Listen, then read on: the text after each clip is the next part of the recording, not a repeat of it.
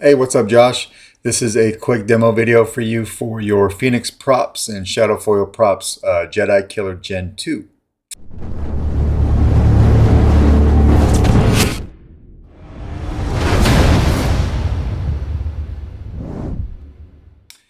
So this is installed with the Proffie. You had opted to keep this clean, so that's what we did there. Your red wire and your two sets of clips are in your box. I did go ahead and go in here and I put your two blue wires in, so you didn't have to mess with that. But the red wire is optional. There is some drilling involved if you decide to go that route, so just know that. And then for now, I put this plug in here, which is used when you don't use the red wire. But it's just in there with some E6000.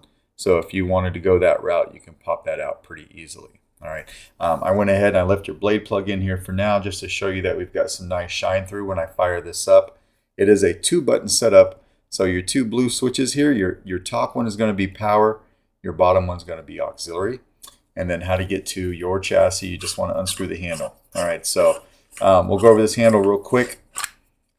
When the kit comes, this is a 2-piece, so this middle piece unscrews from the handle. What I've done is I've gone through and I've cranked on it as hard as I could to make sure that this piece stays on this handle. I didn't use any glue, but it's going to stay on there pretty nice for you. Okay, you really kind of want this to come off as one piece, and we'll put this off to the side. And this is what your chassis looks like. So you've got your Proffie board up here. Now this is not glued down to the shelf. It's a super tight press fit. I would not suggest popping it up. I make sure that you have access to everything right here. So your SD card, your micro USB, just use a pair of tweezers, all right, and then a 90-degree data cable to get in there. There is only one sound font on here for now, which is my own, and then there's a copy of the config file that I used on the SD card. All right, you've got a 15-pixel accent strip right here, and then when you turn it around, you have another 15-pixel accent strip right here, and a kill switch right in front of the board, if we can focus in on that. So a kill switch right there. 28mm Smuggler's Outpost Elite speaker, and then lastly, this is a removable battery setup. So what would normally be your spring would be over here, although I had to cut the spring way down because I had to make this chassis as short as I could possibly make it to keep the speaker off the pommel. All right, so know that the negative side of your battery goes over here. All right, so we'll go ahead and throw a battery in here real quick.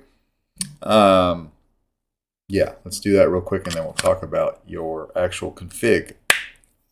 So when you look at the config file, you're going to see that the sound font has 3 blade styles. All right, the first one's going to be your main blade.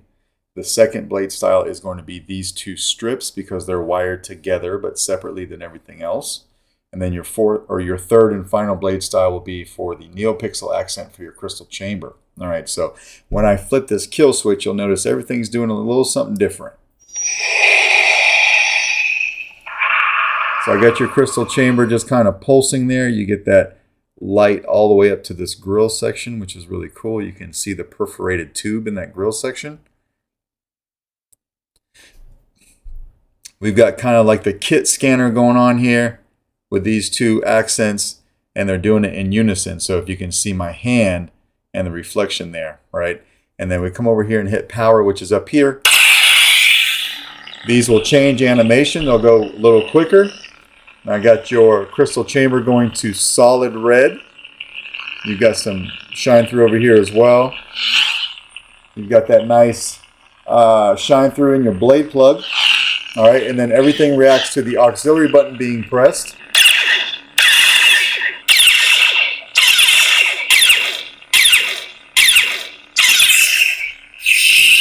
And then you've got twist off. All right, so let's go ahead and throw the handle on this guy. Just give it a twist and it'll go right on. It's a little bit tight at that speaker section, but you shouldn't have any problems with it at all. All right. The kit also came with 2 O-rings for the handle. I found that I didn't need those, so I left them in your kit. Everything that I didn't use is still in a baggie in your kit, and it will go out with the Saber. All right, so let's go ahead and take the blade plug out. When you look in one of these slots, this particular slot right here, right where my finger's at, you can see a grub screw. That is your one and only blade retention. It's really the only one you need. So we're going to back that out, slide our blade plug out. You have a Carl Chen V4 Neopixel connector in there, so these have LEDs on them. right? They're all lighting up. And we'll throw a blade in here. Now this is set up for a full-length 1-inch diameter Neopixel blade. I'm just using my test blade as it's easy for me to demo sabers with it. All right, but we'll lock that blade down, hit power. You got a red unstable blade.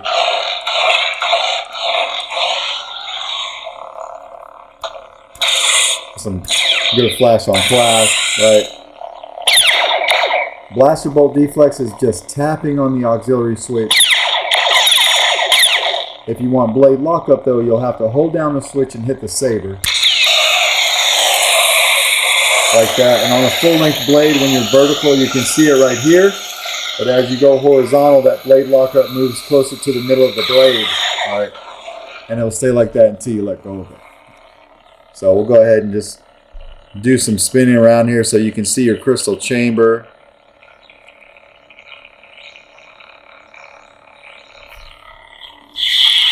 We'll twist it off and then break it back down. All right. If you were to have in the future, if you have multiple sound fonts on there, to get to your next sound font, all you would do is tap auxiliary. And then this sound font has a soundtrack, which I forgot to show you how to play. So I will show you that right now. When the saber's on, if you want to play that soundtrack, just do a long press on the power. All right. You can play that while the blade is ignited as well, or if you just want to turn it off, go ahead and do that again. Long press on the power. All right. I'll go ahead and take the handle off. Give it a twist there. Come over here and turn this on. And then we're going to flip it off from right here on the kill switch. We'll just flip it down and it shuts power. All right. To get this battery out, it's a pretty tight fit, so you're going to need a tool. I'm using the back of my pair of tweezers. I'll just pop it out from the positive side, which is over here by your speaker right there. All right. But that is basically your Jedi Killer Gen 2. Let me know if you have any questions, and depending on when I hear from you today, I may be able to get this out in the mail to you today. Thanks, Josh.